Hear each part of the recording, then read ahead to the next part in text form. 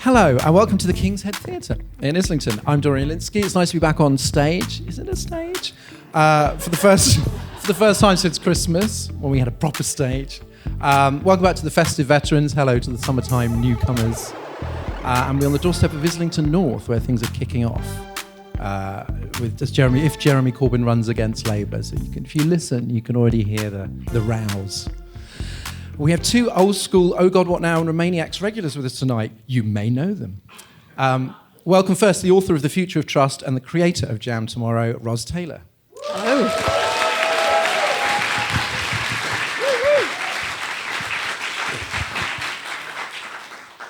So there's a little bit of good news. Reform was surging, and now it is withering. What is happening on the populist right? Well, it is exciting because they've actually dropped in the last polls, and it's not just one poll, it's several polls. They're distinctly down. And the other exciting thing, which is even better, is that the Tories are not getting the support back. Because previously they were picking up disaffected Tories, but where those people have gone, I don't know. Maybe they're voting Green, maybe they're not voting at all, but they're not basically about anymore. So it's a mystery. Well, go on. Are there people for whom reform are not right-wing enough? Yes, there probably are, and this is probably one of the problems, because what they are big most into is small boats and migration, and I think we can say from the local elections campaign, in which reform played a very small part.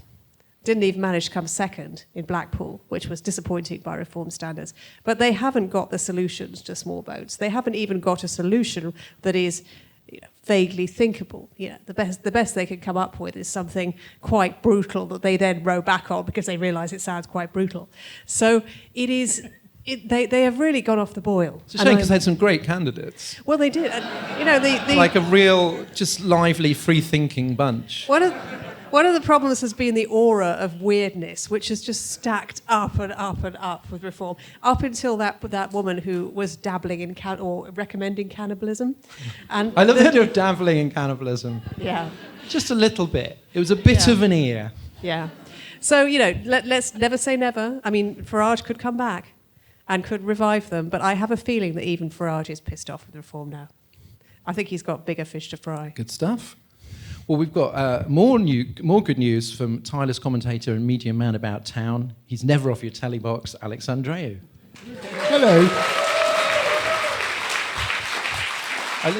I saw a friend the other night who was a listener, and he goes, Alex is on TV a lot, isn't he? He was very impressed. Okay.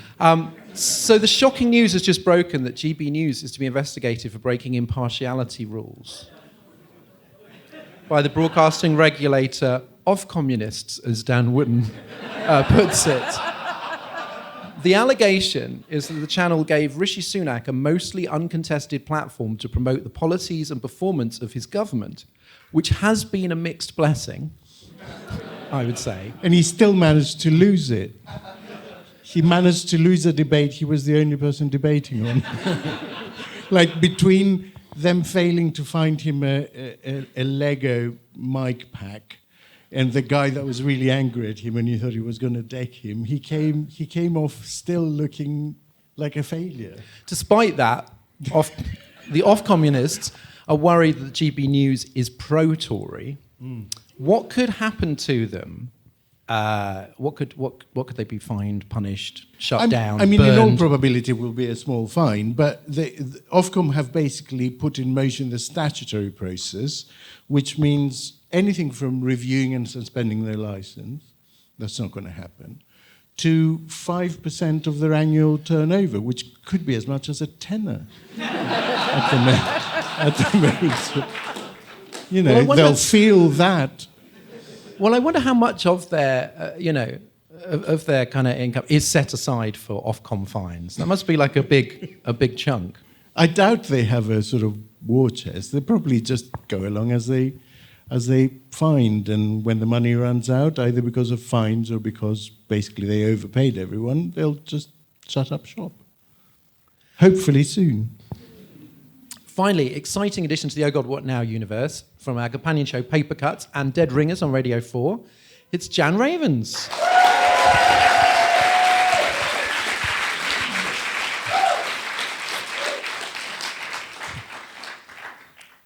Good evening.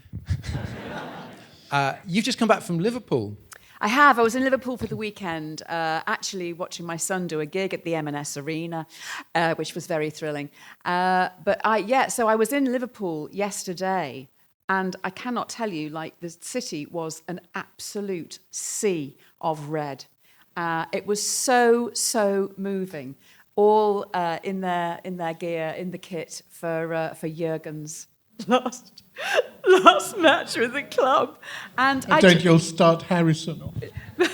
But I honestly, Jurgen Klopp, I think I'm still grieving, obviously, for the loss. But I think, it's quite topical in a way because he's such an inspiring leader. And, leaders, potential leaders, prospective leaders could learn so much from him. The way he inspires belief.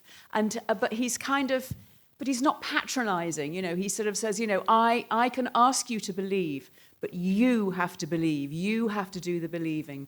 And he's very sort of kind. He's very kind of socialist. When he calls himself a bit of a lefty, but he's kind of, he's much more carrot than stick.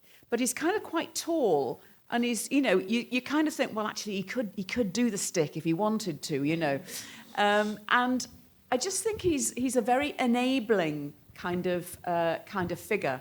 And that whole business of when he started at Liverpool, and I remember my dad was a season ticket holder at Anfield, and I remember, he would get really cross when people would like leave before the end if Liverpool were losing or something. Oh, well, we'll just go home, And Klopp was not having any of that.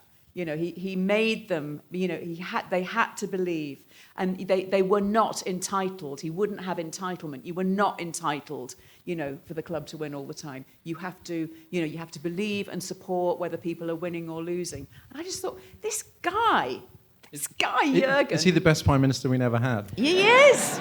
He is. That, I think, is my point. Yeah. He is. And I'm very much hoping that after he's had a little bit of downtime at his new villa in Mallorca, that maybe, we'll see him, on Question Time, and thereafter, maybe, you never know.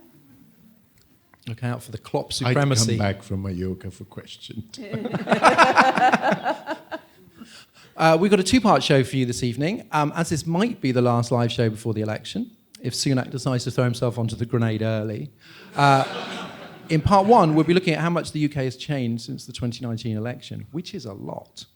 And after the break, as the Tories prepare to take a well-earned rest from government, we will be looking back to answer the question everyone is asking, who was the worst Prime Minister of the past 14 years?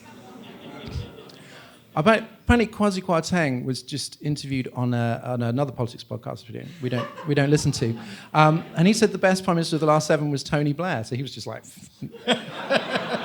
none of them. At regular intervals throughout the show, Jan will be channeling the spirits of certain well-loved politicians in their own elegantly crafted words, and then we'll have time for your questions at the end. Are we ready? Good. Okay, think back, if you can bear it, to December 2019. We did a post-election live show in Leicester Square. Anybody there? Many people were obviously so depressed they were like, I'm never coming to one of these again. This is awful. It was a bit of a wake. The country torn between Leave and Remain, Brexit unstoppable, Bojo triumphant, Labour not triumphant. But now look, isn't politics a trip? So we thought we would look back at the last 5 years when British politics was turned on its head.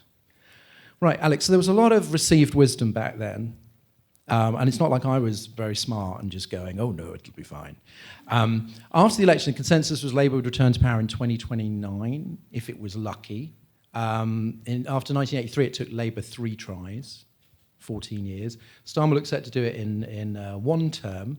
When did you first think, oh, this could happen?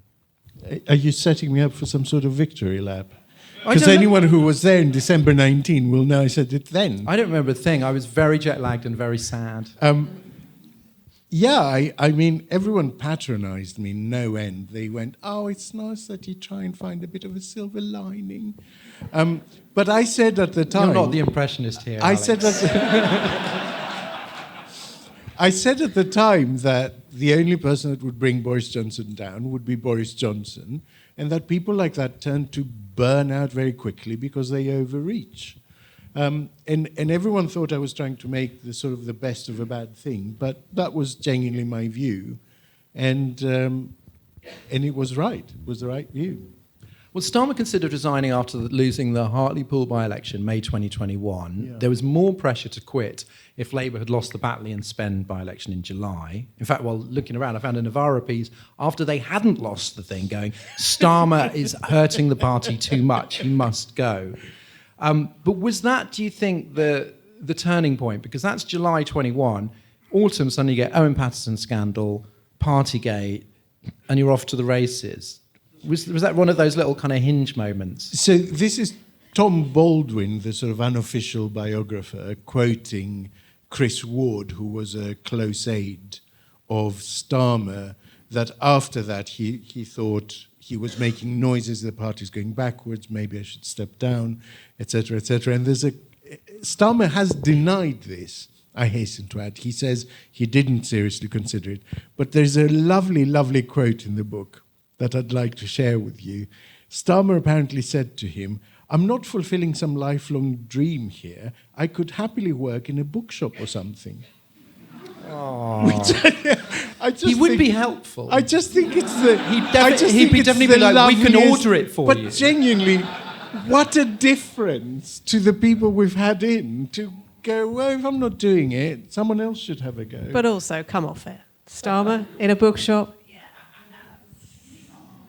It's a lovely image. I mean, what would he do? Would he go back to sort of being a junior barrister, having led the Crown Prosecution Service, I think? Maybe he could go get his adenoids sorted out.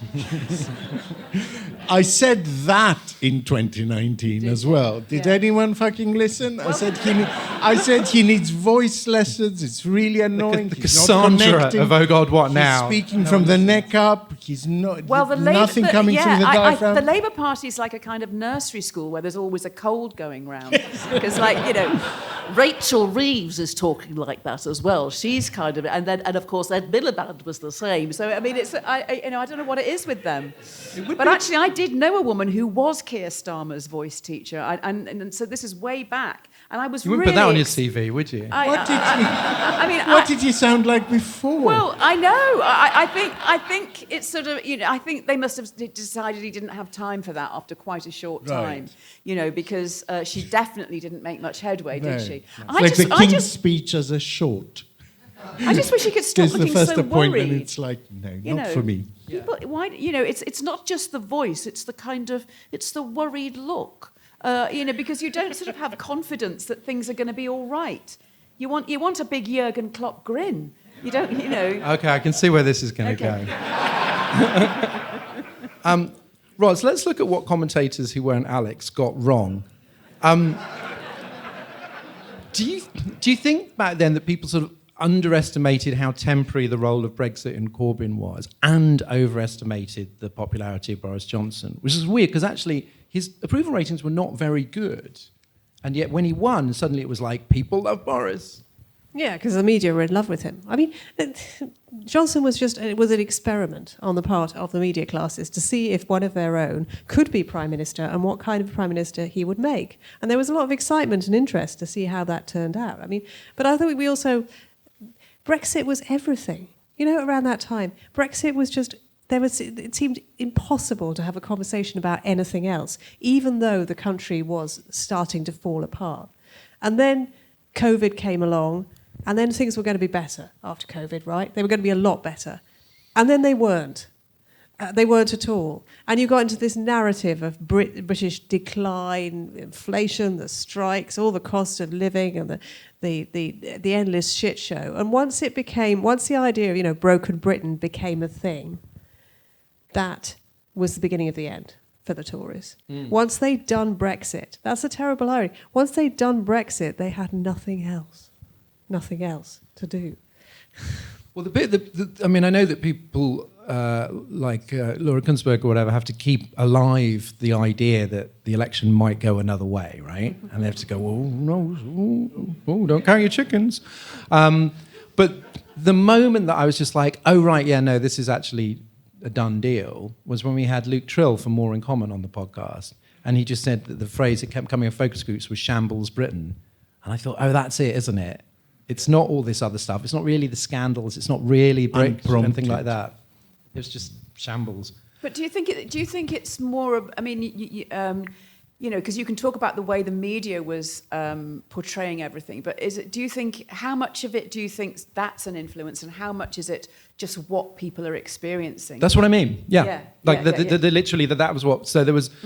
That wasn't the top line story in the news. It wasn't oh, this seems to be falling apart, or not at that point. Now the crumbly schools and all that. But it wasn't like people were going, oh, Partygate.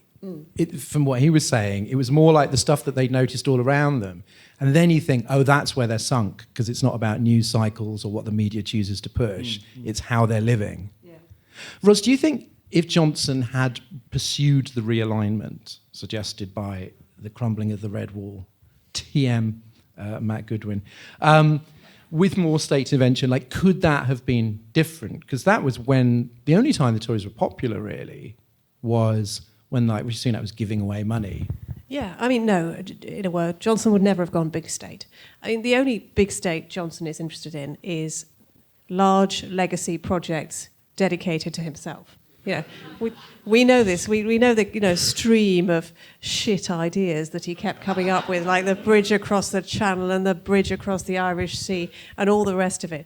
And it's all basically monuments to Johnson. And you mustn't mistake that with big statism. It isn't big statism. It's basically self-promotion. And he didn't have anything else. I mean, we talk about levelling up and all. What if he really got down to levelling up? Nobody bloody knows what levelling up was. Levelling up involved some pots of money that was going to be transferred to a few needy parts of the country, and they had to sort of beg for it and fill in lots of forms and prove that they were the neediest. And a part of it was pork barrelling anyway. And there was nothing to levelling up at all. It was a completely vacuous term. And the fact that we started using it as though it actually meant something was actually quite hilarious. But it's a good idea if you actually wanted to do it. Like if it was more than a slogan. But like Lisa and Andy, I remember, was actually like, this is quite good. Of it, didn't he? So, yeah. And you don't level up by saying, I'm levelling up. You level up by actually doing stuff, right? Actually building stuff and ensuring that the economy is working properly and fixing things. You can't just say, I'm levelling up. But doing stuff is hard, Ros. I don't think you understand. It's really hard. I think I do understand that, actually. I think Labour have very much driven that message home to me. Yeah. Yeah, that's the worried look of Keir Starmer. Yeah. It's like it's going to be very, very difficult. Very, very difficult. Lower your expectations, guys. Alex, the sort of anti-Starmer left suggests that everything is down to Tory failure. Because remember when they were just like, oh, any other leader would be 20 points ahead, that kind of meme. And then he was 20 points ahead. And they were like, okay, but... Maybe 40. Anybody could have been because the Tories are just so useless. You're somebody that says that sort of he does deserve more credit for making certain calls which enabled Labour to capitalise on the... It's not enough just to have someone fucking up if you're not an alternative. So, I mean, I went and looked at it, and I was quite surprised by the actual data, because the week Starmer took over as leader, it was the last week of March 2020, Labour were 22 points behind on aggregate. Right? So all the polls added together. And by the time Partygate broke, the very first report of Partygate was 30th November 2021, right? By that point, they were level pegging. So he had already frittered a 22-point advantage before Partygate even began. And that's after vaccines as well, yeah, right? And so I think it's a little bit ungenerous to say that, okay, anyone could have done it, a Muppet with a red rosette could have won the next election, because a Muppet with a red rosette didn't win the last one, did he? Just saying. You don't know, he might be in the audience. No, I know. And look, I am fully aware that we won the argument. No, stop it. Yeah. John, how much difference do you think all of these kind of all the scandals, and not just like the big ones, but like Matt Hancock's affair, the wallpaper, which, as we readers of Nadine Dorries' The Plot will know, just never happened. Oh, here it is. They just actually got some red paint and painted the lounge red to celebrate the red wall victories. That's all they did. There was no gold wallpaper, apparently. Yeah. Anyway, all part that's of a the whole plot. other story Yeah, we're gonna from Nadine here. We'll come to that. Yeah. King Charles now emerges from that wall.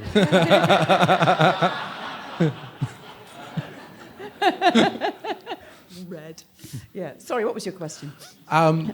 So we said like so much was underpinning this was just people's day-to-day experience of things not working.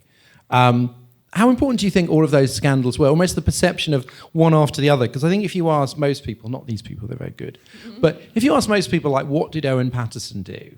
What did Chris Pincher do? Although the clue's in the name. Then they probably wouldn't remember.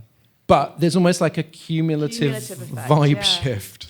Yeah, I think that's true. And it's like the sort of, the John Major years and the kind of, the build-up of sleaze and all that. We kind of had that all over again.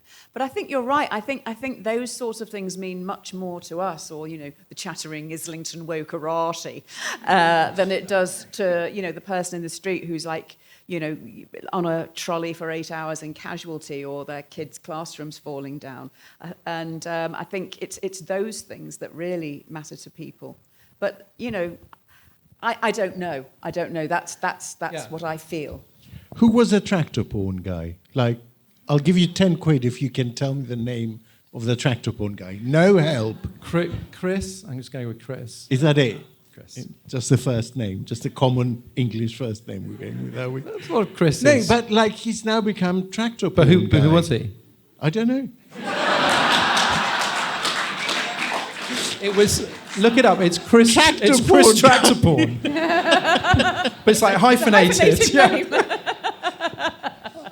It's very posh. Alex, there was lots of evidence in 2019 that Britain had divided along a new Leave Remain axis. We got a podcast out of that axis.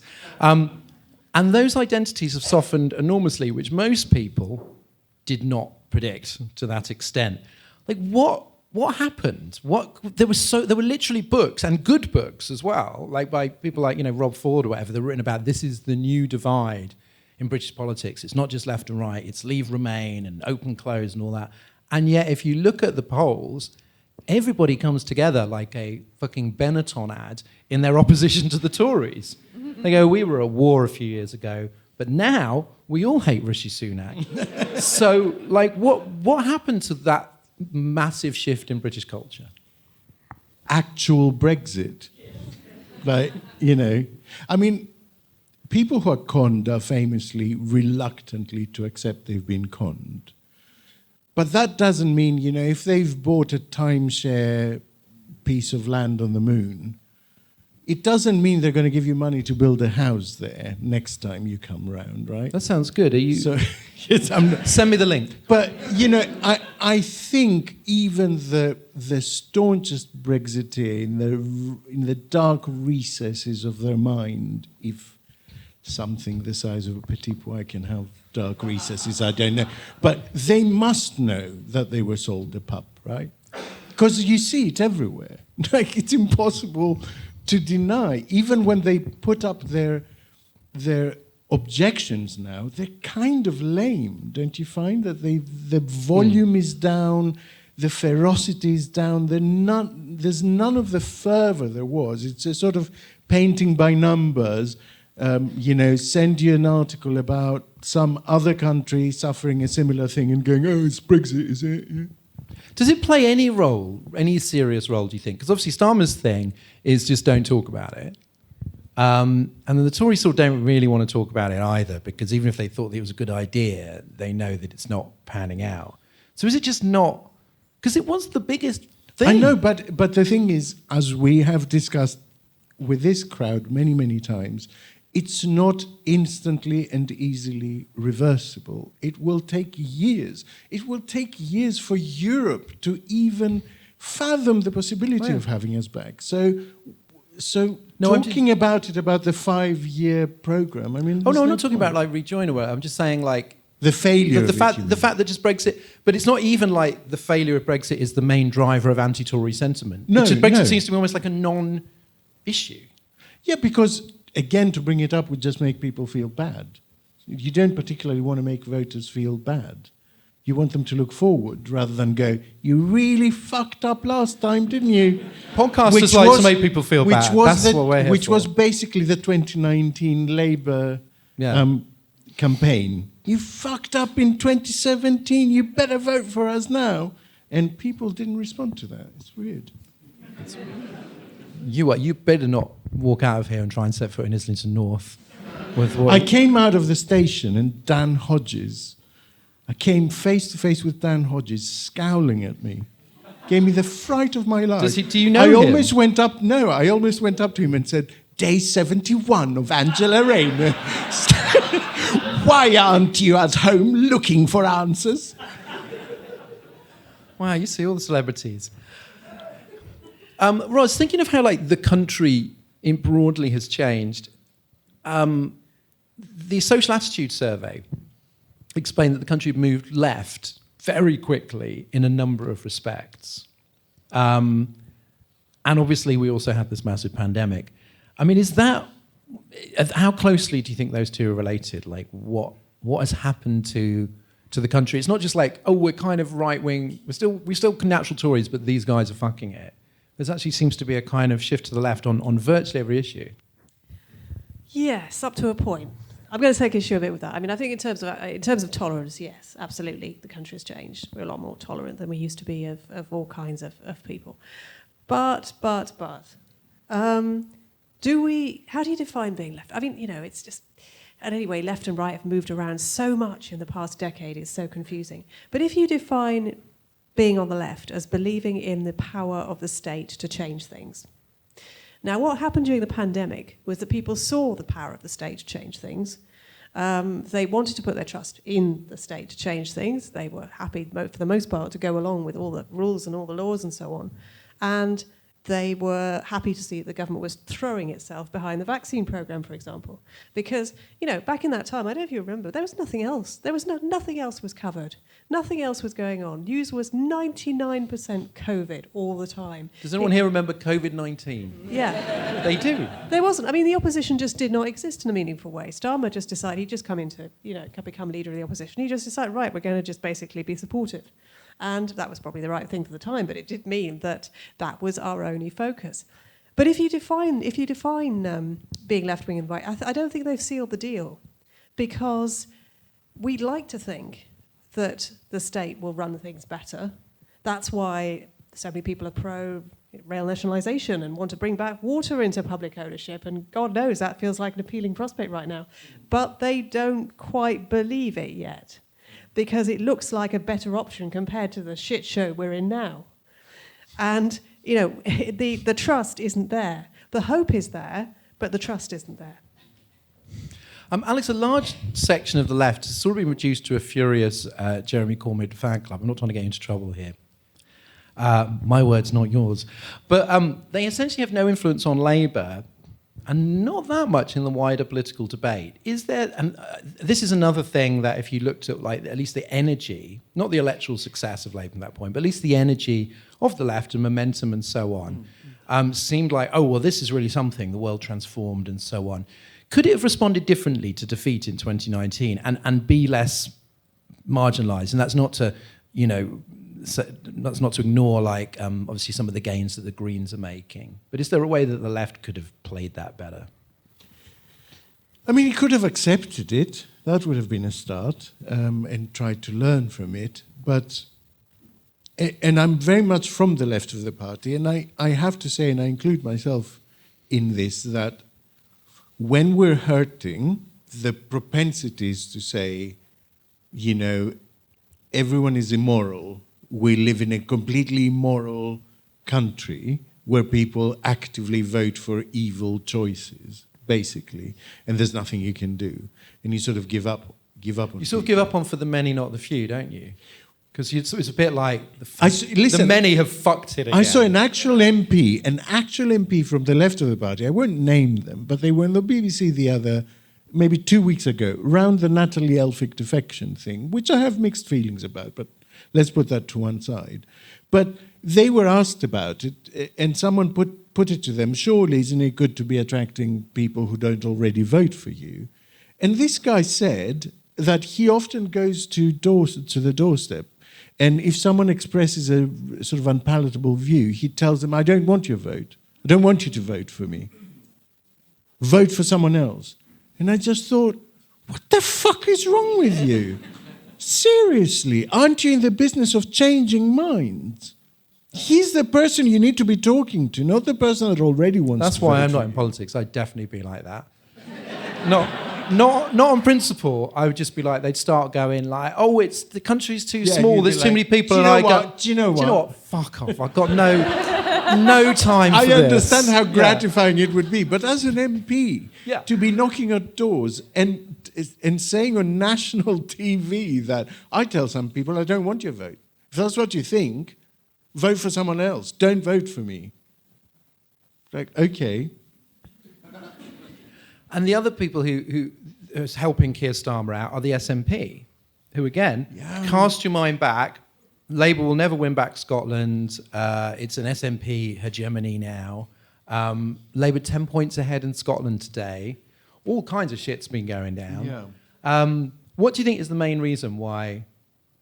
Because there's that all kinds of reversal. shit going on. All kind. But I mean, pick a kind of shit. That is genuinely just a piece of good luck for Starmer. He, as well as having done the right things, he is incredibly jammy. Like, he's the luckiest politician there's ever been.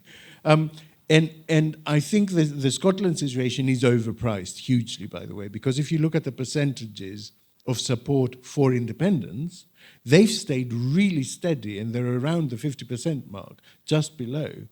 And so,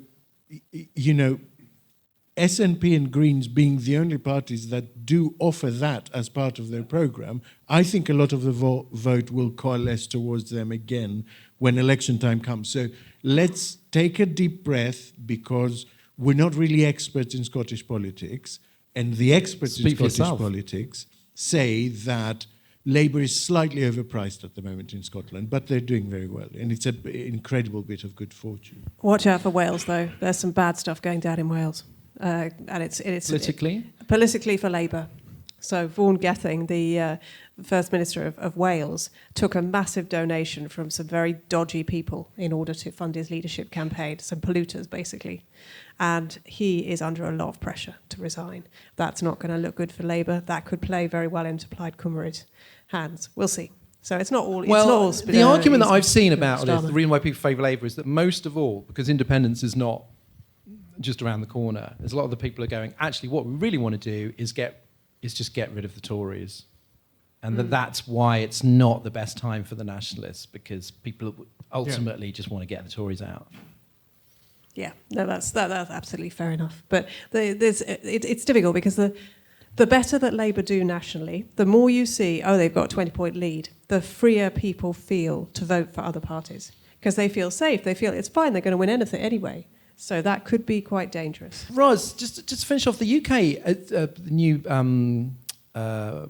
survey just proved this. It's much less polarised than the US. We talk about growing polarisation, but actually it's dipping in a lot of countries. People are changing their minds all the time. Now, back in '97, Blair's victory was so emphatic that it was almost like he could lose a lot of support, which he tried to do. And he could still win 2 more elections comfortably. Does the volatility of the electorate now mean that a landslide ain't what it used to be? That if Starmer can go, holy shit, look what happened to the Tories, a complete collapse from an 80-seat majority, 3 prime ministers. So normally when you've got a landslide, you're just like, brilliant, everyone loves me. It's different now. Yeah, I think things have always been quite volatile up until the 80s, basically. And then, of course, we had these periods of sustained Tory rule, sustained Labour rule, and then pretty much sustained Tory rule again. So we got into this idea that things can't change for ages, and actually they can. I mean, if you look at politics during the 70s, it was very, very volatile. Yeah. And the 40s was very volatile. But yeah, I think the most fascinating thing will be, well, it's not the most fascinating thing, but what will become of the husk of the Tory party, assuming that it is, as many of us here, I think, hope, a husk after the election. What will climb into that husk and colonise it? Eat it away. And colonise it. Now, because the way that the British politics works, as Reform as and its predecessors have all found out, is that it's very hard to break through as a small party. So, in order to make change, you really need to basically, as Boris Johnson did, hijack the one of the main parties and reform it in your own image, which is what Trump, has done for the Republicans as well in the US. You need to do that. So what will reform the Tory party?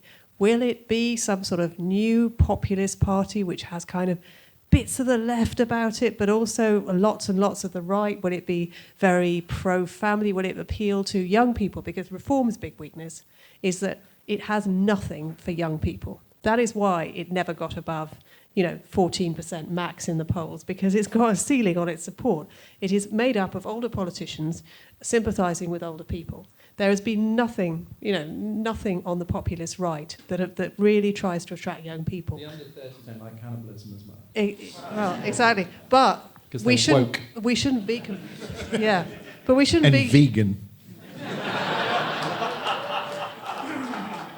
But we shouldn't be complacent, because if you look and see what's happening in France and what's happening in other European countries, in Portugal, for example, it is they're very able to appeal to younger people with far-right candidates. And it's entirely possible that the same thing will happen again.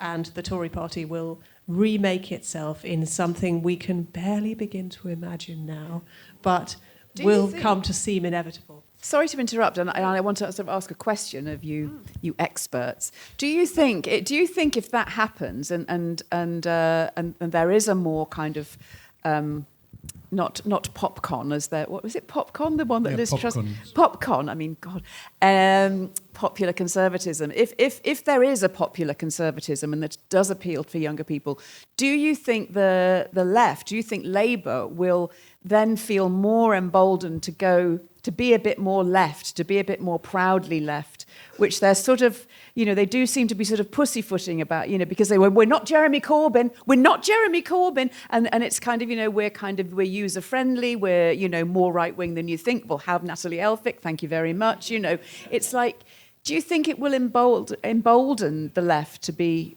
I think it would just basically, if the Tory party was more right-wing, I mean, it just incentivises you to take the centre ground, right? Because then you worry. I mean, I think there's room for a little bit of shifting left on the part of Keir Starmer and Rachel Reeves. Spend some money. Yeah.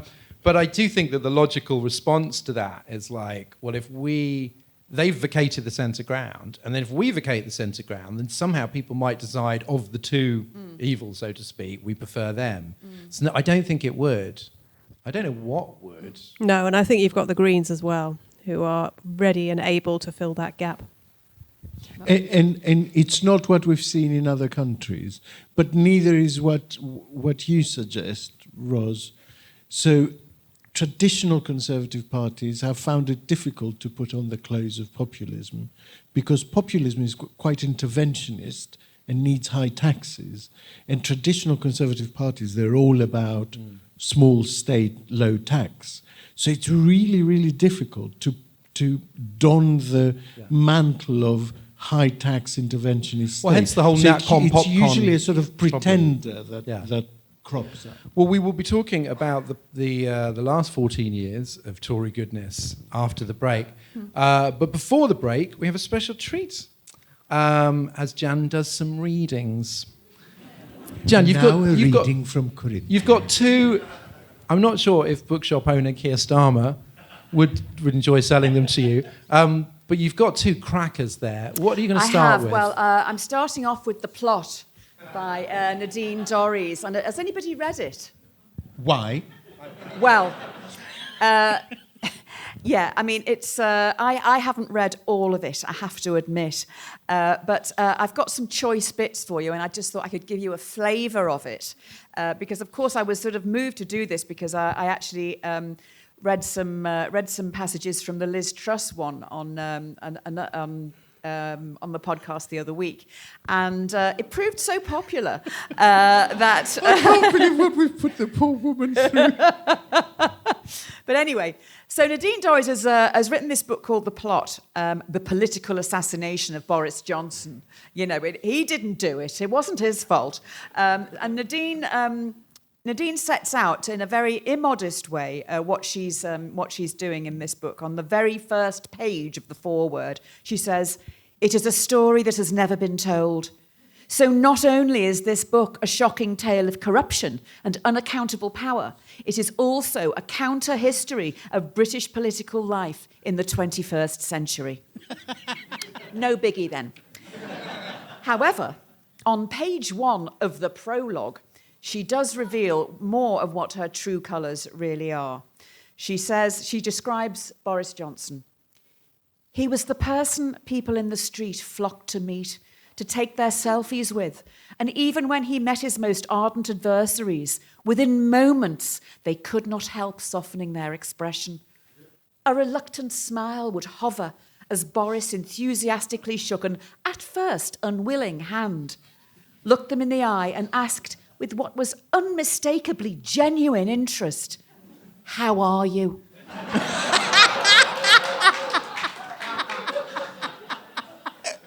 Despite themselves, they would tell him.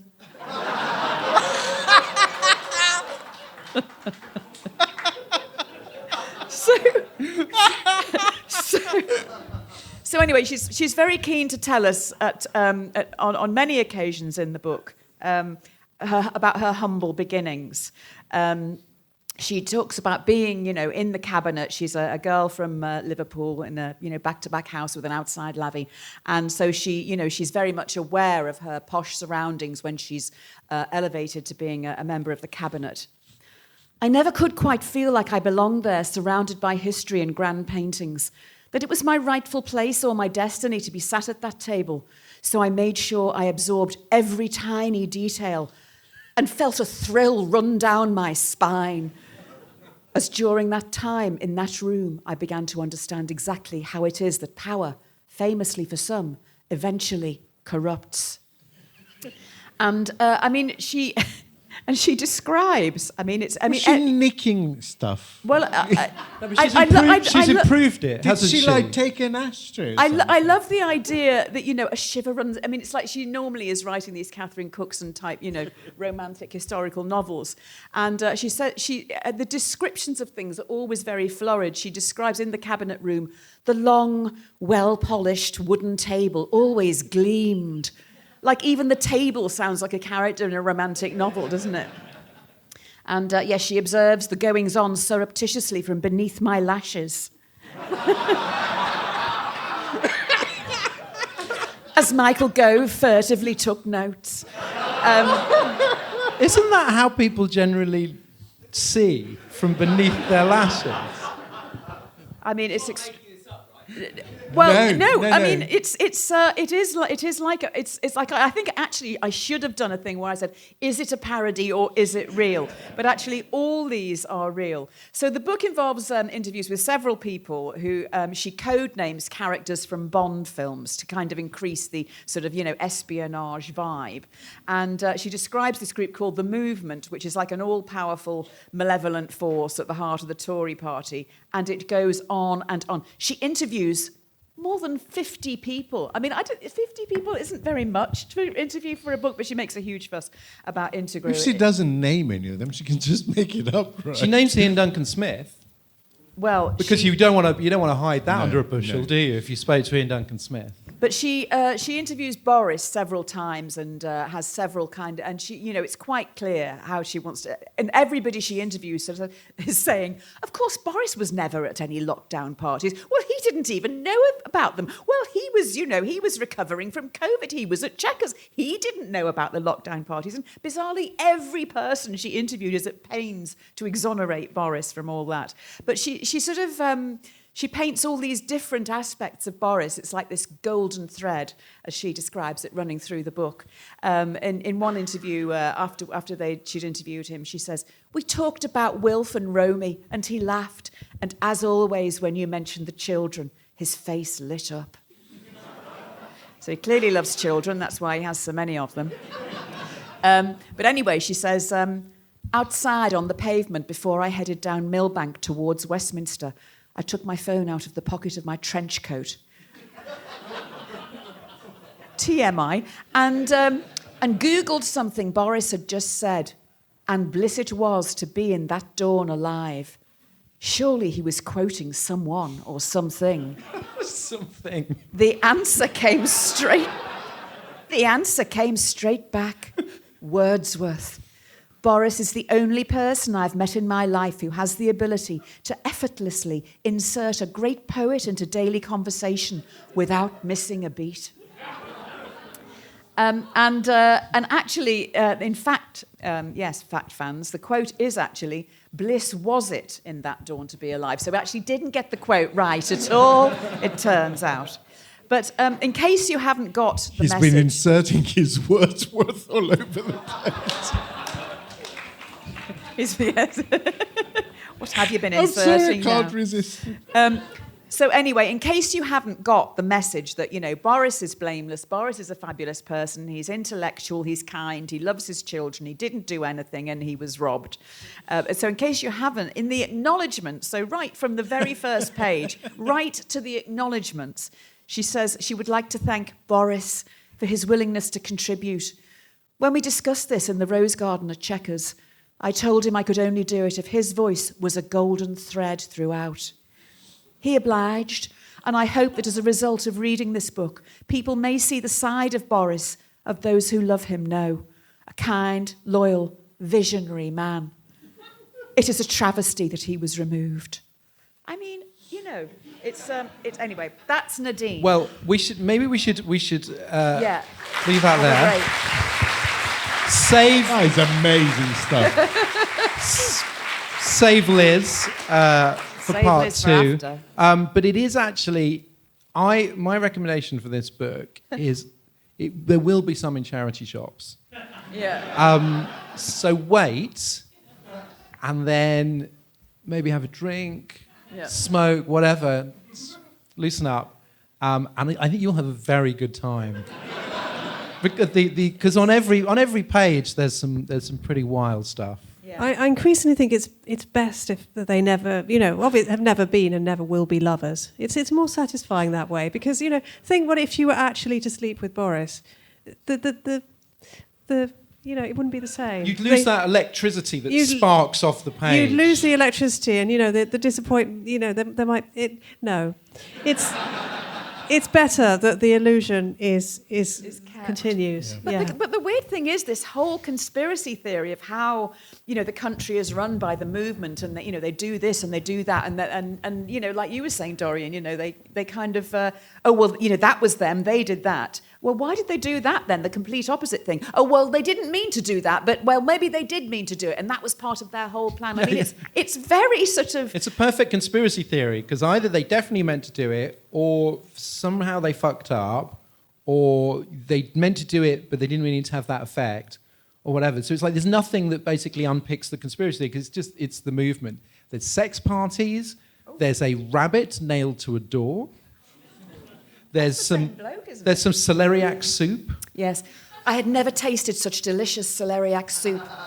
I put down my snowy white linen napkin, and they're sipping coffee all the time. We sipped our coffee. I mean, it is written like a romantic novel, and then it's just swirling around it is this kind of, all these long interviews with people like Ian Duncan Smith, who probably was quite good looking as a young man.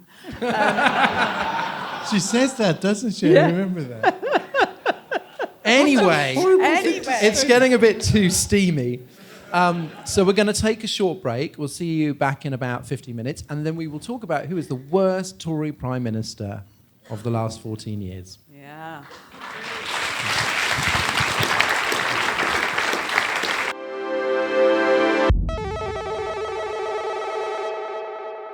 Well, welcome back. Just before the break, we had Nadine Dorries is the plot. Sorry. And now we've got Liz Truss's 10 years to save the West. Now, regular listeners will have heard Jan read from this book before, but when you go to church on a Sunday, you don't complain because the vicar's reading from the Bible again. Jan, take us away. Well, it's a bit like the Nadine one in that that it is a challenge to distinguish what's the real book and what's parody. Because there is things like when she finds out that the Queen has died, in typical solipsistic fashion, she goes, "Why me? Why now?" And a lot of it does sound like Adrian Mole's diary. Like she says quite near the beginning, things did not work out as I had hoped. And at the beginning of the book, she sort of inadvertently describes the book itself while seeming not to. She says, I could write a whole book identifying what went wrong, complaining about the unfairness of it all and justifying the choices I made. Maybe I will write that book one day. But for now, I believe the situation is so urgent, there is no time for finger-pointing. We need to start winning the argument. But anyway, I mean, that's exactly what she does do in the book. Is says how she was right. She was right all along. And one of the things she describes is when they were involved in the Brexit negotiations. And, there was all sorts of things going on in the House of Commons. And she says, my cabinet colleague, Andreou Leadsom, the leader of the House of Commons, formed the Pizza Club, a group of us who favoured a clean break from the EU. We would get together in her office, sometimes with actual pizzas. You want a clean break from the EU? Pizza is a weird choice, right? And talk about how we could get Brexit done. It was more like a therapy session than anything else. I mean, there speaks a woman who has never been to a therapy session. Why is sitting around in the House of Commons eating pizza sometimes like a therapy session? Anyway, she's very keen to tell us as well all the way through about how good she is at maths and how keen she is on fiscal responsibility. And she tells us that the start of the cull in 2014 coincided with the annual Conservative Party conference in Birmingham. Because I am a cheapskate, I had booked myself into a capsule hotel. I mean, the idea of Liz in a kind of ibis, with integral shower in the room, doesn't square with a lot of the other stories we heard about her, where she was not quite so, not quite so parsimonious. And indeed, she says, when I arrived at the Foreign Office, I found a demoralised bunch. My predecessor had been a hard taskmaster. And it's not much fun being in the Foreign Office during COVID, when drinks receptions are cancelled and travel is replaced by Zoom calls, which doesn't, of course, really square with, her, that she doesn't actually mention her spending £15,000 on in-flight catering for her and her entourage on a trip to Australia. And there is one rare sliver, I think, in the whole book of self-knowledge. You have to wait to page 194 for that, where she says, to be self-critical, I think it's fair to say I've perhaps not spent enough time during my career listening to and empathising with my parliamentary colleagues. And I've probably not done a very good job of hiding what I think about some of them either. I know! She didn't say I know. I just threw that in. Well, we will have you get a chance to give your perspective on Truss later, now that you've gone inside her brain. Yeah. Because, dry your eyes, mates, we're coming to the end of an era. What will we miss from these golden years? Above all, when we look back, one question burns bright. Who was the worst Prime Minister of the lot? So we're going to move briskly through time. I will be your Time Lord guide. We're going to start at the beginning with the noble Lord Cameron of Chipping Norton. But as it's... we're in 2010 now, and he's just a lad from Eton with a crazy dream. Call me Dave Cameron. So, Ros, finding the worst Prime Minister really depends on the criteria you're using. Is it competence or moral character or the consequences of your actions, etc., etc.?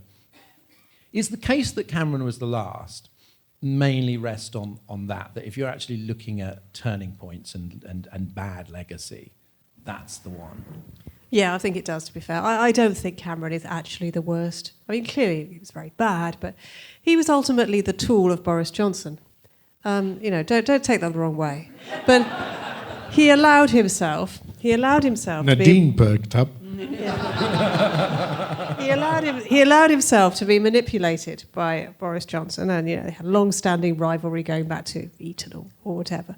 But he was, of course, the cause of the referendum.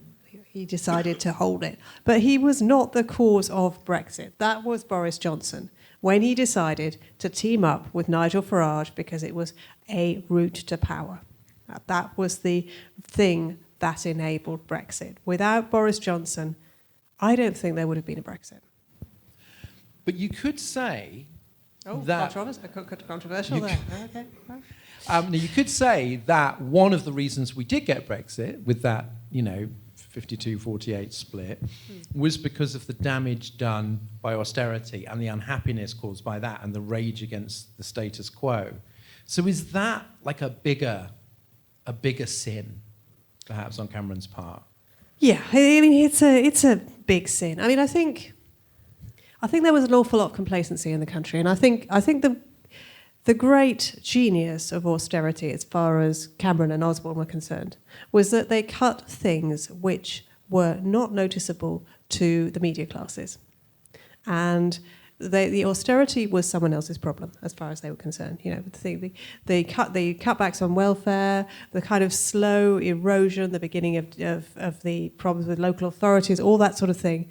It took time to kick in. It was always going to take time to kick in.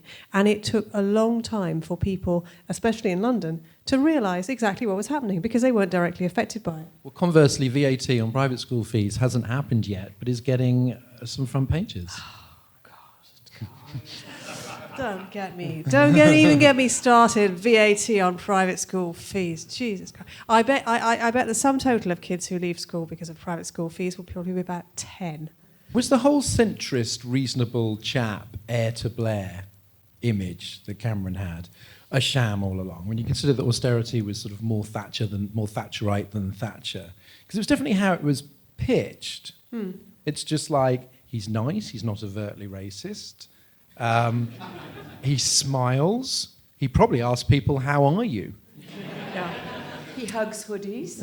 He hugged hoodies. There was a genuine belief among Cameron and his entourage that there were things the state didn't do very well, and if people were given the opportunity, they would do them, and they would do them really well and enthusiastically. Things like running libraries, so they wouldn't have to be closed down. And that this big society idea was going to basically fuel a revival in civic Britain and in pride in Britain, and there was a belief that this was something that had been held back by years of Labour doling out cash and the public money being spent fairly indiscriminately. We can do it much more cheaply, was the belief. Now, we know what's happened as a result of that, but they were genuine in that belief. And I think it's very important to understand that, because it's important to understand how they were thinking at the time and how they were able to get away with it. And that, combined with the whole narrative around austerity, that it was necessary because Labour had spent too much and had caused the financial crisis and all that nonsense, fed in and created a very useful narrative that they riffed off. By the way, I'm going to be coming to the audience at the end for your votes on this, so don't worry if we're not being rude enough about your least favourite. Okay, fast forward down the time tunnel to June 2016. Poor old Davcam has been exiled to his posh shed after the Brexit referendum, which he accidentally made happen.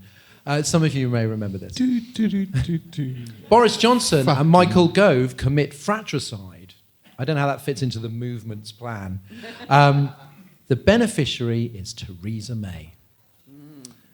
Alex, much like John May's reputation has soared since leaving Number 10 for various reasons, partly the relatively liberal interventions in the Commons. Most recently, she's one of only 8 Tory MPs to vote on the on barring people accused of MPs accused of sexual offences to the parliamentary estate. She's often on that side of things, leading to humorous suggestions she could defect to Labour. She is to the left of Natalie Elphicke, I would say. How do you feel about this sort of rehabilitation? Is it just at times... Because I didn't like her at the time, I remember that. Is this just sort of like hindsight? Is there still stuff you're still angry with her about? I mean, I think May's saving grace is who followed her, the 3 people who followed her. Because whatever May was, it didn't feel like she was doing it out of narcissism or with malice. She was just grossly overpromoted and quite useless. But she had a sense of duty and she had a sense of decorum that did not trash the office that she held.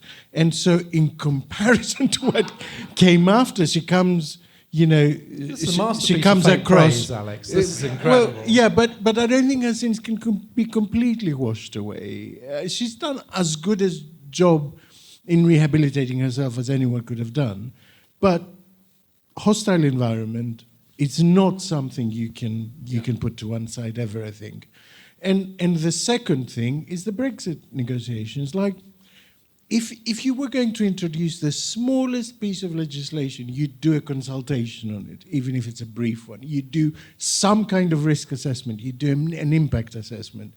And she just came out and decided on what Brexit was going to be like, based on nothing, having done no consultation, notified Article 50 before having done anything on it.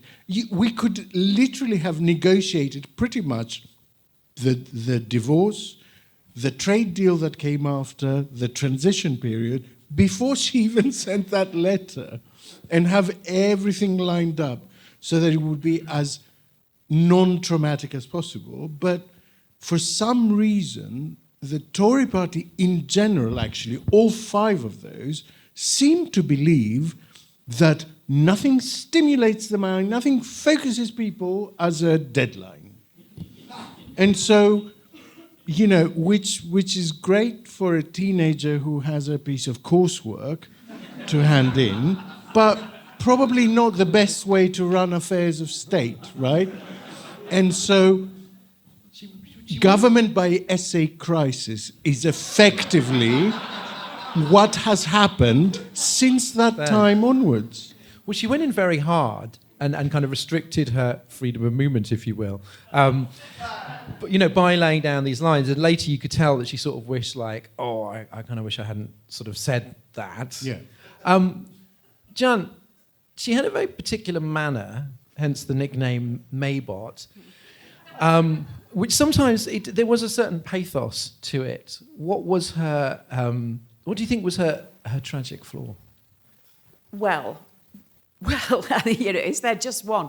The first thing I noticed about her when she came out on the steps outside Downing Street and made that speech was that, she did that speech where it was very sort of rhetorical, and she was sort of like, do you know that if you're born poor, you will die up to 4 years earlier than other people? If you're black, you'll be more poorly treated by the criminal justice system than if you're white. If you're a woman, you'll be paid less than a man. But I'm not going to go on to list all the achievements of the previous Tory government.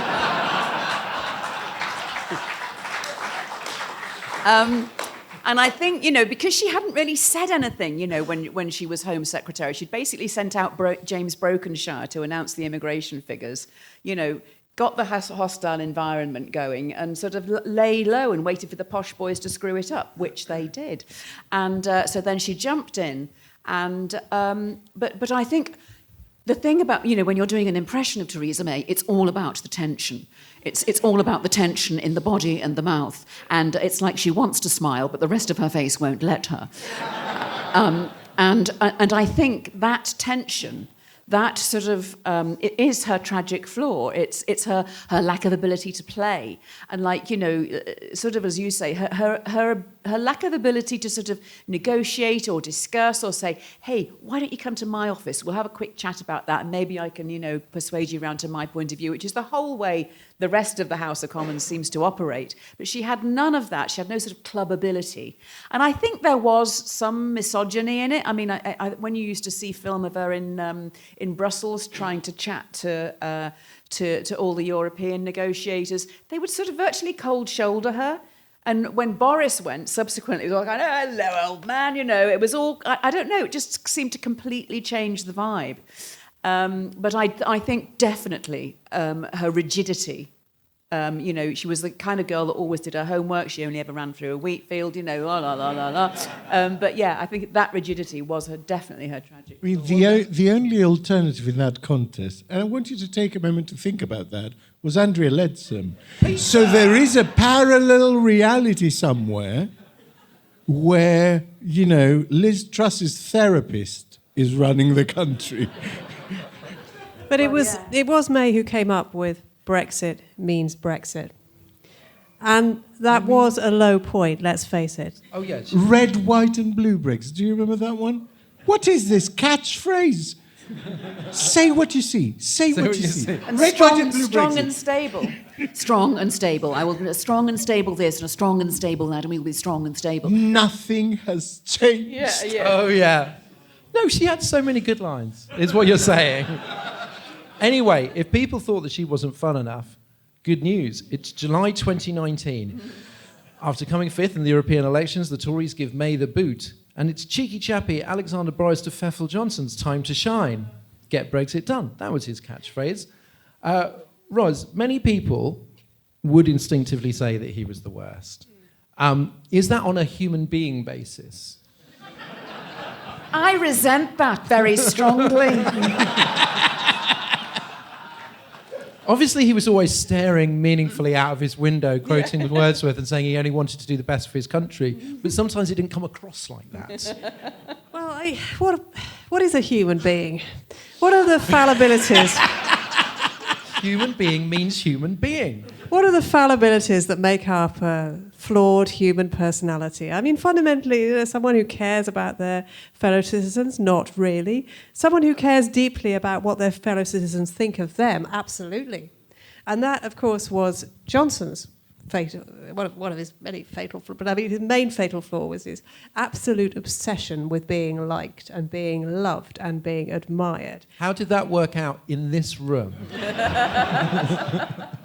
But, he does have the virtue of not being an ideologue. He was able to recognise ideologues, and he was able to bend them, or some of them, like, Jacob Rees-Mogg et al., to his purposes. But he could see that. He was not a bad judge of how to manipulate other people. And that was all going swimmingly until of course Cummings decided to use him, and Cummings proved to be his downfall. Many things have proved to be his downfall. But if you remember the whole term, it was Cummings who really was the first person who was able to articulate just how bad Boris was as a prime minister.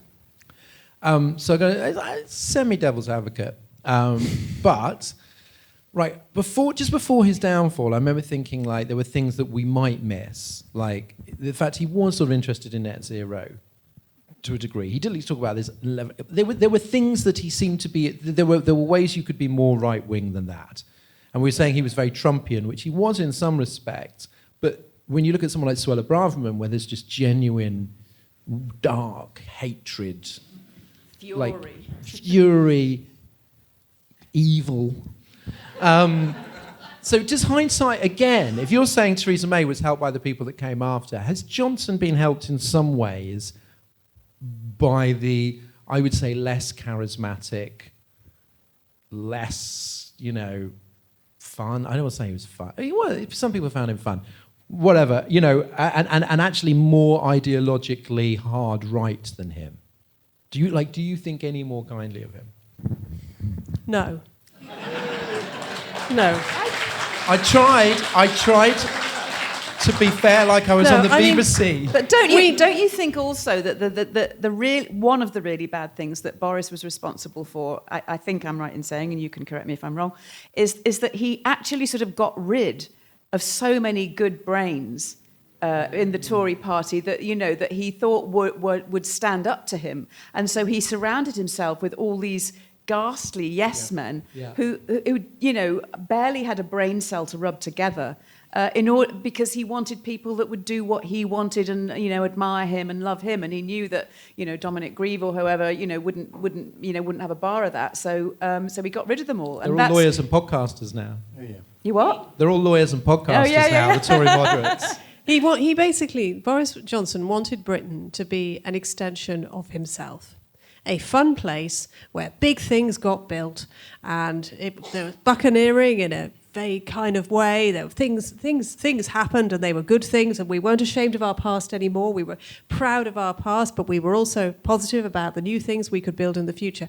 But a country cannot be an extension of its leader's ego, and that is perhaps his most fundamental flaw, that he believed he could reshape the country. It can't always be wartime. You can't be Churchill unless you're Churchill.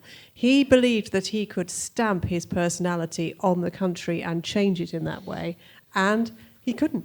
Now, I don't want to keep recommending books by Tories, but having read both The Plot and 10 Years to Save the World, Westworld, 10 Years to Save Westworld. That would be cool.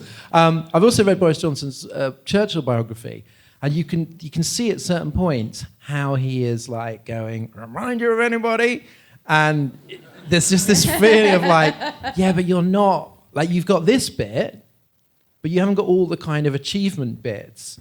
And it's sort of quite sad that, again, you're like with those two books, you're constantly reading between the lines to go, this is what you think you're telling the reader, and this is what you're actually telling the reader. And there's definitely a sense that he was like, if I could just dream myself into being a wonderful Prime Minister. Anyway, spoiler alert, he couldn't. Now, it's July 2022. The triple whammy of Partygate, by-election defeats, and Chris Pinchy Pincher finishes off Johnson, and a long, harrowing leadership contest begins. In September, Cincinnatus returns to his plough, and a bright young idealist named Liz Truss boards the roller coaster for 49 days, the shortest premiership in British history. Jan, you will know. Yeah. I know. She's laid out very clearly how none of it was her fault. Do you think some of it was her fault?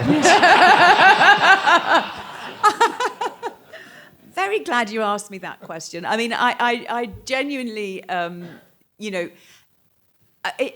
the whole catchphrase "I know" came about because when she was, it was already incredible that she was, the DEFRA minister. But when she got promoted to Foreign Secretary, we were doing a sketch about it, where she was saying, "So today I have been, made Foreign Secretary," and I just found myself saying, "I know," because it seemed like she could barely believe it, same as we couldn't. Because, we'd seen her at the Tory party conference talking about going to Beijing to open pork markets and staring around the place like a haunted doll, waiting for everyone to laugh and applaud. And you sort of think, what? It was. I don't think any of us could believe that the party thought that she was going to be a good idea. I mean, it must have been the movement. It must have been the shadowy figures in the Tory party that made it happen. Because how else did it happen? And and her tragic flaw was that she She was so untrammeled by self-doubt. She never asked anybody, their advice. She never asked anybody else's opinion. I mean, I've got this straight from from people who work with her. She would, and she apparently she was so keen on like fiscal matters, accounting stuff. She would throw 7 8s. She would throw sort of sums at civil servants to make sure they could do their. So, I mean, very, very weird. But yeah, I think her tragic flaw was her lack of self-knowledge, her immodesty, and her overweening self-belief. It's very hard to comprehend that she was actually Prime Minister. Like, as time goes by, and there's definitely going to be that, like people said this, that some way in the future, provided, obviously she's still around, there will be these occasions of state where you have all the ex-Prime Ministers. And younger viewers will be like, who is that? Yeah. What are they doing? And I'm going, crazy story. Yeah. Do you think she's the worst? If, like you said, we've had the consequences criteria, which is probably Cameron, right? We've had the character criteria, in which case it's probably Johnson. And in terms of sheer nation-breaking incompetence, Truss, she is the shortest-serving Prime Minister. The next shortest-serving Prime Minister died. So he had a good excuse. A really good excuse. And he was still there for twice as long as she was. So, I mean... I think for incompetence, maybe she gets the prize for that one. So anyway, now we're coming towards the present day. Alas, it's October 2022. Truss has gone too soon, like a holiday romance. If a holiday romance costs £30 billion. Rishi Sunak is crowned unchallenged. One of the most popular politicians in the country, he vows to reverse the Tories' fortunes. Alex, haven't been following the news. How did that work out? Not very well. I remember a time when the theory was that Sunak's popularity would lift the Tories up. No, but it was true, though. That was a true thing. Yeah, but the problem is his popularity was never real, right? It was based on a period where all he did was hand out money. I mean, I saw the final estimate for how much money was handed out by the state during COVID is now £460 billion. That's coming up to £500 billion. Give me £500 billion and see where my polling is after I spend it. No, seriously. I will make him look like Typhoid Mary. I'll be in the 80% range. So it was never real. And then he's suddenly in a position where he has to say no to everything. So, that collapsed like a souffle, didn't it? What is the worst thing about him? Like, if we've kind of pointed out the worst thing about some of these other people. Like, what's the worst quality? Because it took me a while to kind of define how it. Bad he is at everything, and how annoyed he is that people don't get that he's really great. It peppers everything he says. Like every speech, every relaunch of which there's now been thousands, basically begins and ends with a question, why won't you love me?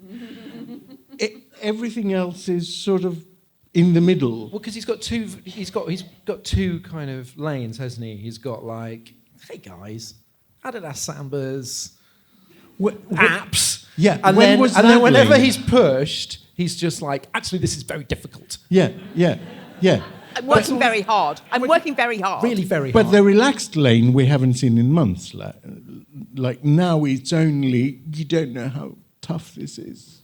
It's very hard. And I think also his cynicism, the cowardice, the way that he's enabled some very sinister right-wing people. I don't know how right-wing he is on that way. I can never quite tell if the certain bigotries he's promoting are his own or whether he just enables other people to do that. But either way, not great, Rishi.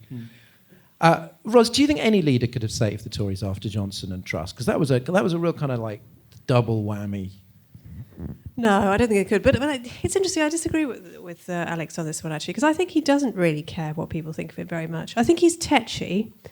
And that's visible. And he's annoyed that people don't understand what a good job he's doing. Absolutely. But I don't think he cares greatly, because I get the feeling that as soon as he's done with this job, he's going to be off. And he has a strange and kind of quite novel conception of public duty. Because he clearly felt that he was the only person who could take over after the Truss wreckage, right? He was the only person who could salvage something from what had happened.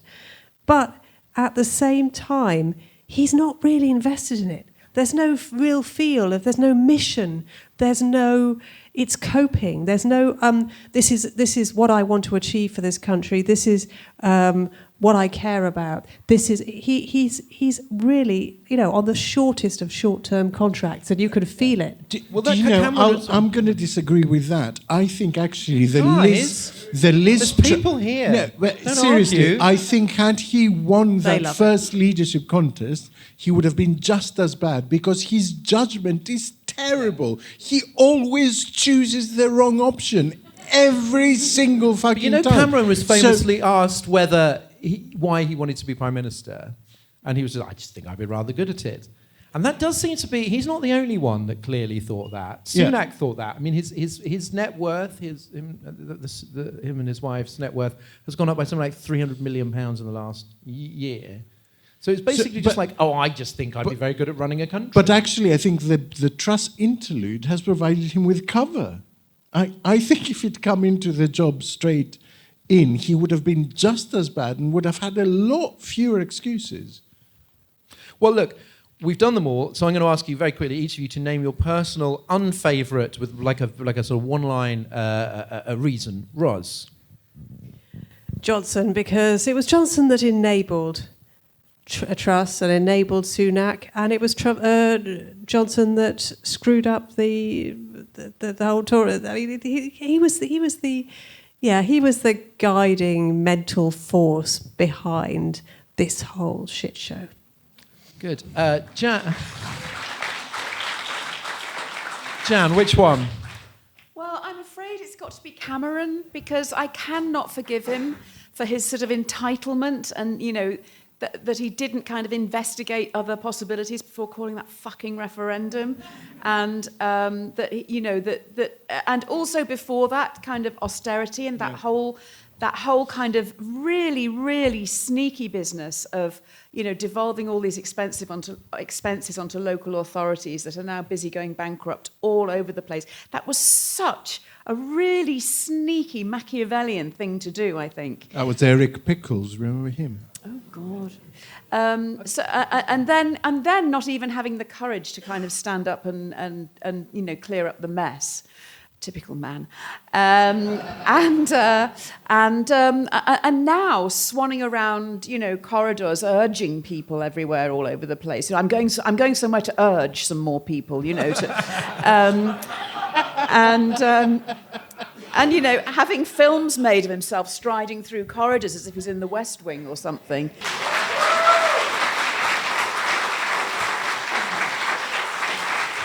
Alex. I'm Cameron too, I'm afraid. For all those reasons, but also there was such a casual carelessness with which he broke the country that you would only see from someone very, very entitled. Yeah. This kind of, whoopsie. Sorry, oops-a-daisy, I'll go away for a couple of years, try lobbying, and then come back as a lord, shall I? Here's the trashing the restaurant and then just throwing some 50s at them. Hey, clear it up. Yeah, that is basically what happened. And that, it just irks me in a really deep way.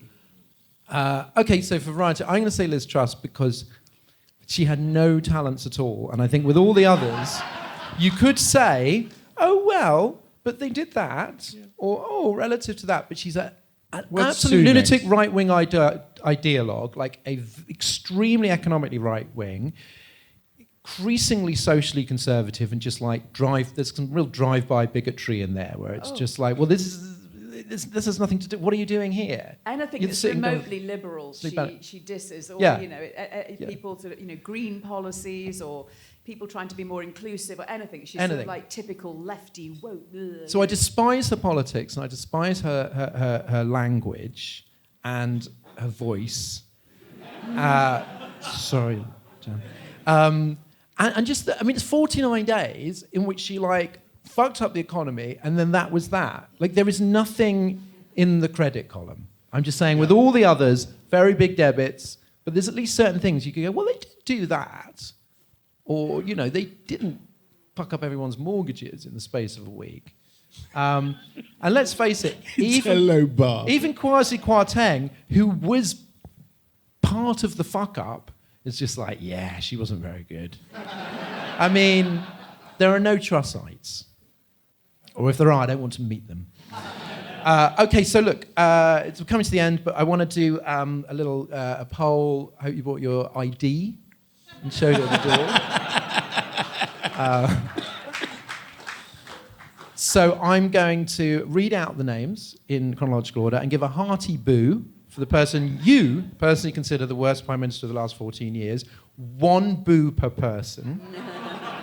Don't start booing them all. Otherwise, you'll I'm going to be spoil your watching vote. them. Otherwise, you spoil the ballot. You look at that block. I'm going to look at this Yeah. block. Ros, you take. Okay, them. so think in advance who you're going to choose. Don't waste your boo. Okay, David Cameron. Wow. Theresa May. Wow. just like you two. No, it's two. No, There's There two were two people. of you. Boris Johnson. Is that louder? My people.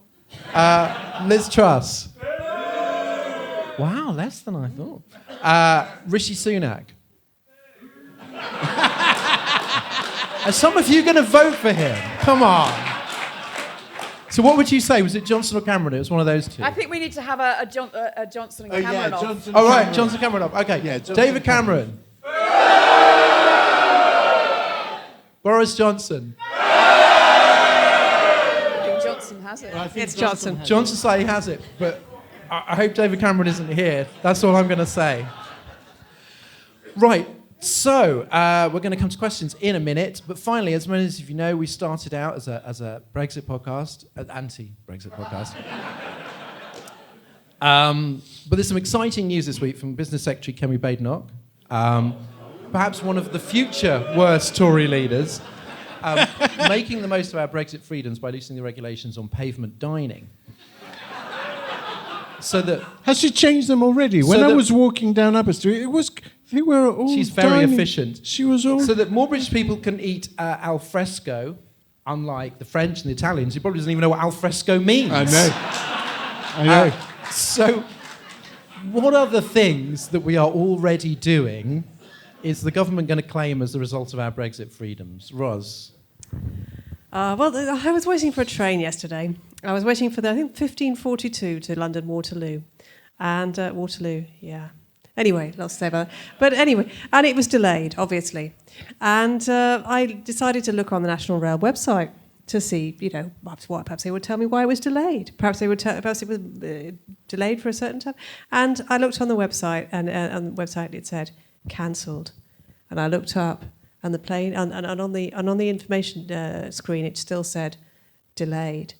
And then 1 minute later, it was announced the train had been cancelled. And I thought, only in this country, surely, as a Brexit freedom, can we actually be able to predict that a train has been cancelled on a website before it's announced in a station? In what other country is that going to happen? Yeah, it's a real getting that kind Britain of at its best. yeah, apps really working for us there, as I think Rishi Sunak would say. Alex, what is Brexit given us? So I'm going to go for enjoying the water, the sea, as a Brexit benefit. No, because Dominic Raab reported that the sea was closed in much of the continent when he was there. How do you close the sea? Listen, that's not pertinent here. There will be none of that here. We promise to never stop you from enjoying our waters. We don't know what you'll be sharing the waters with, But by Jove, they'll be open. Unless, of course, you're a small boat full of asylum seekers, then they're closed. So I hope the rules are clear to everyone. So, yeah, British beaches. Jan? Well, I think that Brexit has meant that, a real boost in family unity. It's really strengthened the family unit because Nana and Pop have had to come back from Torremolinos. They can't, Omar and Opapa have come back from Provence, depending. And so all the grandparents have come back from their retirement places abroad.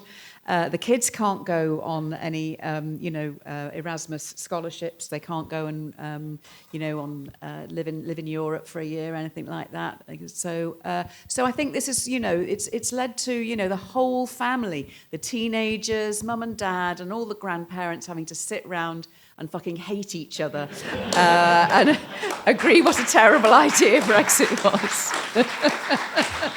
They have to live in the same house now, which helps. Yeah. Because no one can buy it. Yeah. The kids are at home for the rest of the foreseeable. Yeah. Well, thanks, Brexit. And thanks to you for joining us in the beautiful King's Head Theatre in Islington. And thank you to our panel, Ros Taylor.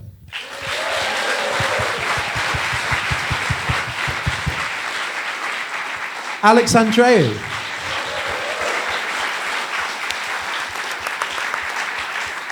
And Jan Ravens.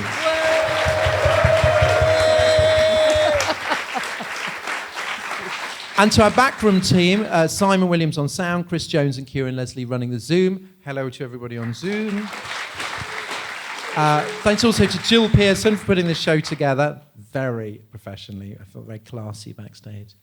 And to Jade Bailey, Robin Leeburn, Eliza Davis-Beard, Liam Tate, Jim Parrott, Adam Wright, Martin Botos, Andrew Harrison at Podmasters. We will be back on Friday with another regular edition. Not here. And now we've got some time for listener questions. They can be addressed to all of us or individual ones. Jan's very shy, but may be prevailed upon to do the occasional voice. Let's see. I can't really see. The lights are very blinding. So if somebody else wants to bring identify... the house lights up a bit? Yeah, something like, there they are. There. Oh. I thought there were only 2 rows of people here, but there's loads of them. These lights are a little bit like heat lamps. Right, what you can... You look like chicken nuggets. When you were around and sort of chew... There we go, look, there's somebody there. Somebody. And there. Like on Question Time, there's somebody over there. Yeah. There we go, in the middle of the row. That's it. Hi. Not to be one of those under 30s who only wants to talk about like things like woke issues, but in a fortnight where Esther McVey's launched her war on lanyards, and the Tories seem to want to completely screw over sex education in schools, to what extent do you guys think that culture war issues will be pertinent in the next election? Like, does anyone give enough of a shit, or is everything else so broken that it's just kind of hot air? Do you want to go? I mean, I think they'll be pertinent to the people to whom they're pertinent, and they were already going to vote Tory anyway. So I don't see what new person it brings to the yard. To be honest, I don't. Yard. Yeah, I don't get it. But I think it's also serving to highlight the sort of more general problem in that Sunak comes out on Monday and makes this speech about how this is a dangerous world and requires very responsible government. And what happens in the days that follow? Lanyards and sex education. It's like, really? You come out on Monday, you make this speech about how this is a dangerous place and we need proper policies, and then your next 2 policies literally are to do with woke symbolism. My feeling is that it reads as trivial and crankish and weird, even to people who don't just who don't sort of furiously disagree, but just to your average voter, it's just like, this seems like some bullshit that you're using to distract from. So I just don't see it, and I think that is the advantage we have, like maybe that we're not that polarized, and that these culture war wedge issues don't work. And if you look at, the unpopulists in the Tory party, you look at someone like Miriam Cates, just keeps popping up all the time. People asking her opinion. And very few people in the country agree with Miriam Cades. She's full on fucking MP for Gilead South. It's just super extreme. I just don't see any of that flying. Certainly not making a difference when someone just goes, well, you know, lying on the hospital trolley, you know, waiting to be seen, and we're just going, well, as long as they've banned the lanyards. I would also say, don't take the bait. Because that's what they want you to do. You know, talking about this culture war stuff is a way of not talking about the hard stuff, the really hard stuff, the really difficult stuff that we need to get to grips with. You know, it's a way of not talking about actually how to handle migration. It's a way of not talking how to make a better NHS. All those things. And to get bogged down and to rise to the bait that the Tories are constantly throwing in front of you, don't do it.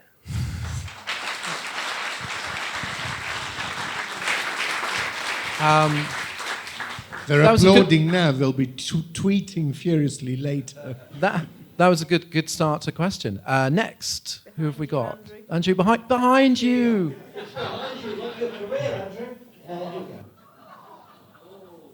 I'm a history teacher, and I'm very worried. If you look to Germany, when people are feeling desperate and cost of living, we go right and left. And although I do want to change government, I'm worried if we have a husk of the Conservative Party, what kind of right-wing opposition we will get. What are your thoughts on that? Well, that depends on what sort of Labour government we get, doesn't it? I think the first 100 days are absolutely vital. People need to see that stuff is happening, that they're getting on with it, and it is making a difference. Otherwise, I think Labour are in for a very, very difficult 5 years, because we know that people's expectations and their standards are completely different of the two main parties. And so I think they will have very little patience for Labour, considering how much patience they've had for the Conservatives. And Labour, I mean, the first 100 days of a Labour government are absolutely critical, or we're heading down a very, very bad road. Yeah, I think it's really important that Labour don't start tearing each other apart too soon. Well, ideally not at all, but too soon, because there are huge tensions in the party, and you can see those fault lines already around Gaza, but also around other issues. And it will take immense party discipline that will go against a lot of the things that people on the left, you know, wants to talk about and want to do, not to get pulled into that, and and as Alex says, if the electorate then see a party that's tearing itself apart, just like the Tories have been doing, what will they think then? Well, they will start looking elsewhere again.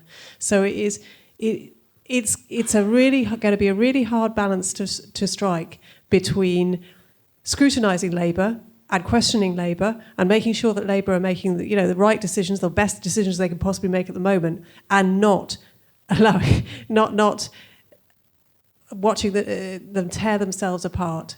So that, for me, is a big risk as well. I don't know that I'm too optimistic on this stuff, but I think I had this kind of like, whoa, where's all this going? A few years ago. Is this the populist right coming through? I've seen a lot of failure, certainly in this country. In America, I'm not complacent, wouldn't be complacent at all. I'm not complacent, but like, I would be a lot less optimistic. I don't see the following there. I think a more right-wing Tory party would really, really struggle. Unless there was some major, like, again, international crisis which totally tanked a government. I think maybe Labour has more time. Maybe I'm too optimistic, but you've got to have some. I mean, I think one of the saving graces of this country is the fact that religion doesn't hold great sway in politics. It really is something that Britain can be immensely proud of. It is a truly secular state, despite the bishops having seats in the Lords and all of that.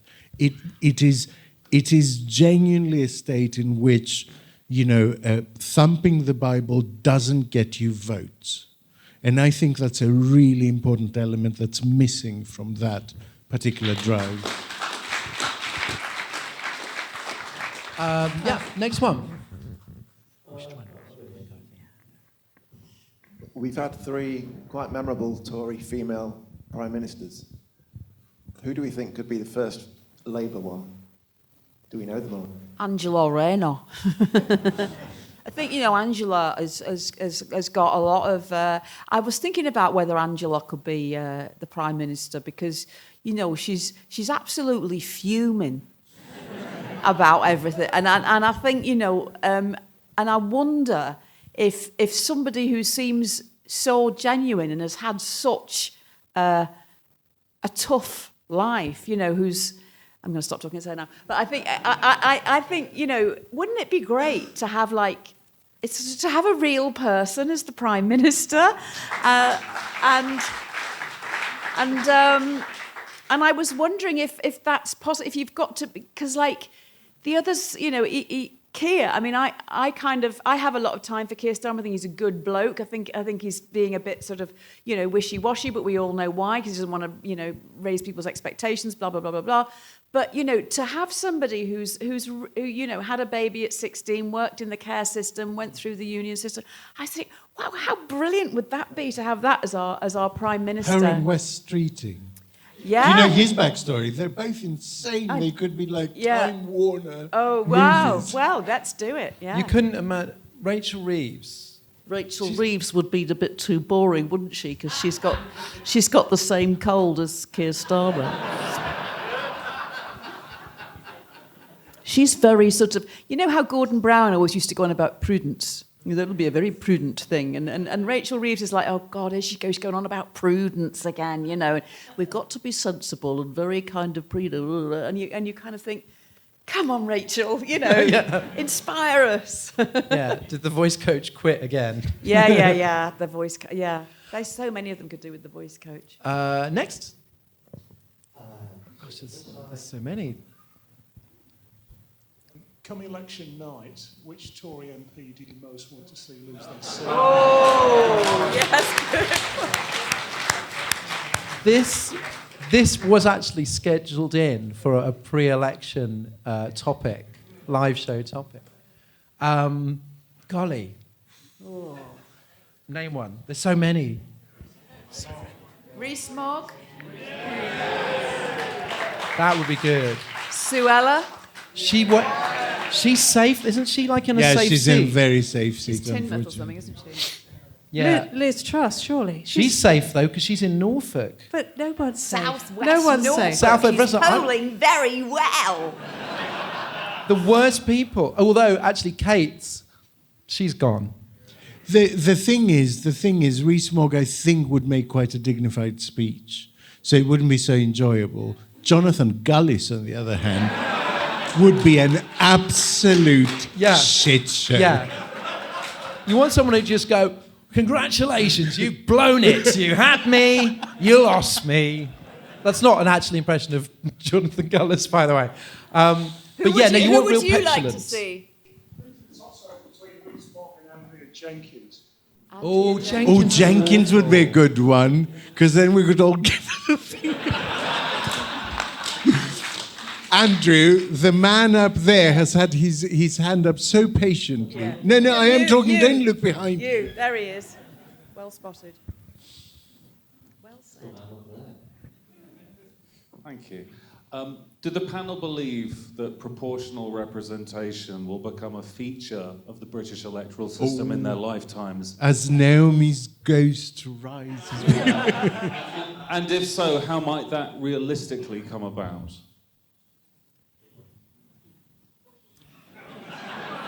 Okay, so a scenario.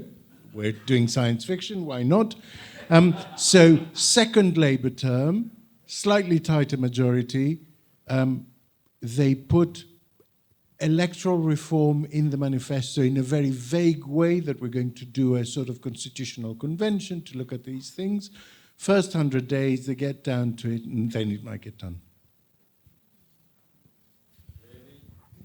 Well, can you see another way? I mean, I'm putting forward the most realistic way in which it could happen. I'm not saying it's likely. I'm not saying if it happens, that's how it will. Well, I've just been reading a biography of Roy Jenkins.